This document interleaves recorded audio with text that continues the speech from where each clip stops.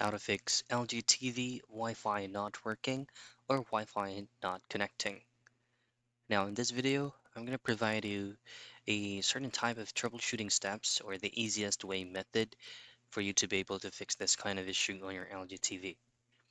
Now if you're encountering this kind of issue, there's actually a lot of reasons as to why.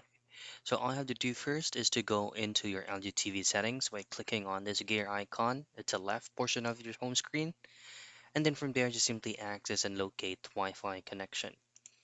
Now, before doing anything here, make sure that your Wi-Fi connection feature is turned on or enabled. Next is to locate the specific network name or the network that you're using for you to fully get connected. And then here comes the certain type of reasons why you're not connecting into Wi-Fi. So you'll have to input your password correctly. And then if the issue persists, then all I have to do is to click on your current network name and choose on forget network and try to reconnect once again. And that's basically it.